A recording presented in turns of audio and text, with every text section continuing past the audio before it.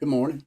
Today I want to talk to you about a couple different subjects that's been on my mind for a while, and I feel it's valuable to this community for a couple of different reasons. Obviously, the title of this video is Garbage In, Garbage Out. Um, from an addict standpoint, that's pretty simple, right? We know what garbage is. We know that the trash we're injecting in our veins or the trash we are smoking through, whatever we're smoking through, or however we're getting high, we know it's garbage. And we know that we've seen our personalities and our lives change because of it, right? So if you don't know me, I'm Jamie. I've been clean for about 4 years. I have been an addict all my life. I have been able to overcome addiction in a different way that I never thought was going to be possible. And I'm here to offer you a little bit of hope and maybe a way to understand some of the things that are happening on an everyday basis that might not have anything to do with your addiction, and maybe you can relate it to your addiction. So, number one, when I hung out with scumbags, I became a scumbag. That's just how it is. You hang around with the wrong crowd, you hang around with people that are doing the wrong things, and eventually you're either going to leave that crowd or you are going to do those things that they are doing. I grew up watching my father smoke weed and drink alcohol. I grew up watching my grandparents also um, drink themselves to death, literally. My grandfather was an alcoholic from the time he was 13 until he died at 62 years old. He worked every day. He raised a family, for the most part, he had children, he raised a family. My father, I watched him, my mother and father got divorced when I was 9, but I watched him get drunk many times. I watched him come home drunk and fight with my mother. I watched him come home one time after a fight where some dude had kicked a hole in the side of his face where he could literally stick his tongue out of his cheek because he was in another woman's house. But all of that stuff also made me think that I didn't want to use. I never liked alcohol because of what I had watched it do to my grandparents. Like, you don't watch something like that kill somebody for years of your life and not have disgust for it. So I thought, alcohol was that. And then I was introduced to marijuana. I started smoking marijuana. I became highly addicted to marijuana at a young age. I think I have an addictive personality. So whenever I do anything, I do it to extremes. And that doesn't matter if it was drinking, drugging, chasing a girl, theft, whatever I'm into, dude, I am into it. And that is probably an issue, which is going to kind of be the end of this video because I have been able to redirect that energy and that addiction into more positive things. And once I started smoking, and once these guys introduced me to weed, I started smoking weed. And it became a thing every day that, it felt like we had to have it. And then I remember I was on probation and I couldn't not smoke for that period of time I needed to smoke or not smoke in order to pass a urine screen. I just couldn't do it. Like, it was just like impossible for me. I couldn't understand it. I couldn't wrap my brain around why I couldn't stop doing something long enough to keep myself out of jail. Like, this was just something that I really could not understand. And I did that for years, the same cycle. And then I found pills. Now, this was a whole nother portion of addiction that has its own evolution from taking a few Percocets or taking a few Xanaxes or whatever it is. It can either grow or it cannot. Most people will either take it and get sick and hate it, or most people will take it and get high and love it. I was one of the people that took it and loved it. And it literally, ruined my entire life. And the ripple effect of that passed down to my children and my parents is one of the biggest regrets I have in my life. So with that comes, when I hung out with druggies, I became an addict. I came home from jail in 90. I was in jail for a year, 99 to 2000. I came home in 2000. I was clean. I had done a drug program. I was going to do all this. I was going to do all that. I was me again. I was strong. I was, I thought I was back. but I also thought that I could control what I was unable to control before going to jail. So I dabbled. I mean, literally within a couple of weeks, I was ordering some marijuana from a friend, knowing that the urine stream was going to come back and I was going to go to jail. Um, but I couldn't control that. I just couldn't. I don't know what in the hell it was, and it's taken me years to get to the point now to where um, I have a control over those urges in a way that I never thought I would. Now I still smoke marijuana. Marijuana has become a staple in my day.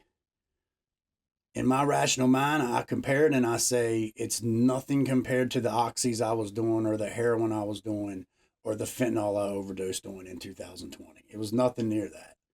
So I allow myself to do it. Doesn't mean I don't think that I would be better off not smoking it, because sometimes I do. Sometimes I think it affects me in ways that I don't like. Um, Same thing with cigarettes. I've been really, really thinking about quitting cigarettes recently, more than usual. Uh, but the point of this video is hanging around those same people and doing those same things when I come home from jail was only going to get me back into the same jail cell. It's that simple. There's no way I could come out and and the dude that snitched on me, he ended up snitching on me a couple of years later, about 3 years later, and I went to prison for robbing a pharmacy. But I couldn't let him come into my house and be shooting cocaine on my toilet while I sit there and watched him, and me not think that I was going to do it. That was ludicrous. That was ludicrous. So as much as all the good stuff I was putting in through what I had learned in jail, the people that I was hanging around in that were positive influences, I got right out and I went right back to the negative influences because it was what I knew. It was the people I knew. It was the people I thought I was having fun with. But they weren't my friends. Some of them were, but some of them were not my friends. Some of them were nothing but people I used with, to the point of when my name could come up for them to go home from their prison sentence and being convicted of the crimes that they had committed, they told on me. And I did 10 times what they did, and they did 10 times the crimes that I did. So you have to be really careful who you trust. You have to be really careful who you hang out with.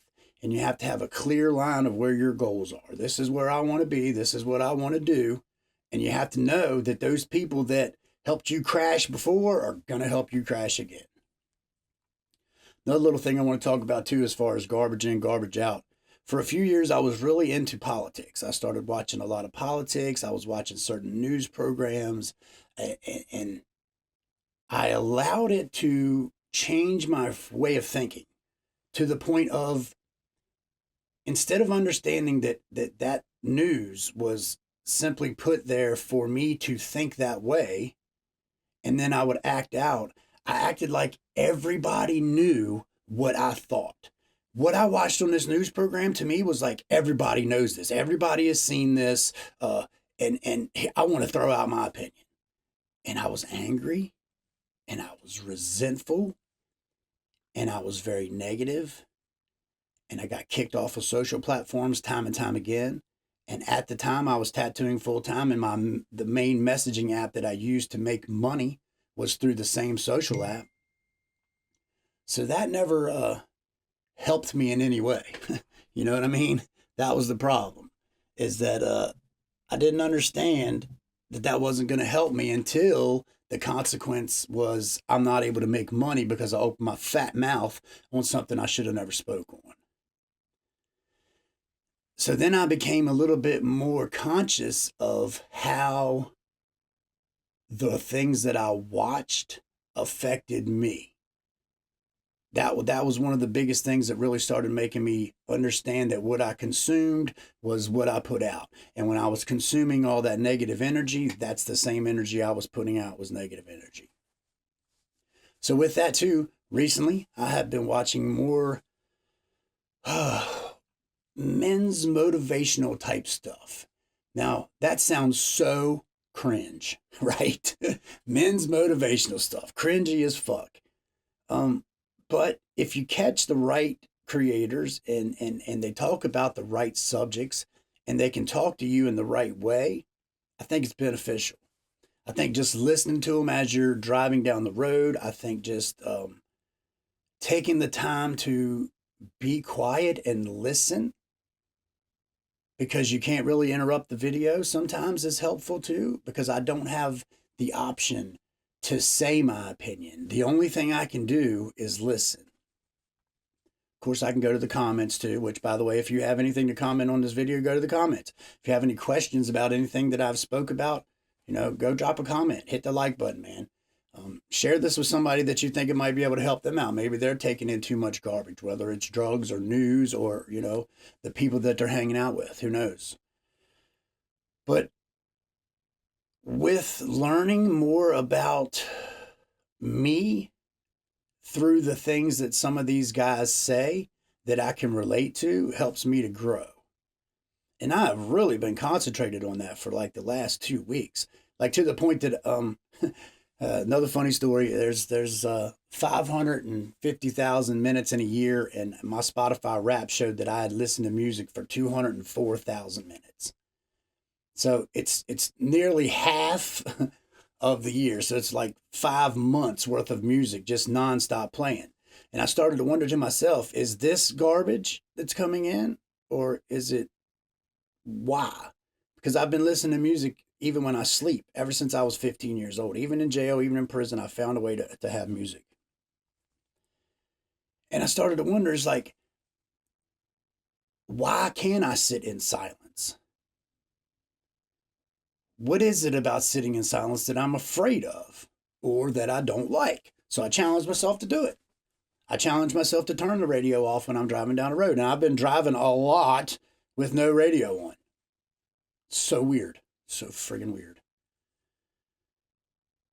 But that's why I'm making this video, is because I think it's interesting, number one. I think it's helpful, number two. And I think it's valuable to you. If you are watching this, you're still sticking around to this point, obviously a few of the things that I've said has resonated with you. And with that too is like, what's your music? What is it that is distraction for you? Are you one of these people that, can't sit in a room for more than 3 seconds without pulling your phone out and scrolling? Because that's a distraction. It's a distraction from what's going on in the moment and allowing you to think about what's going on.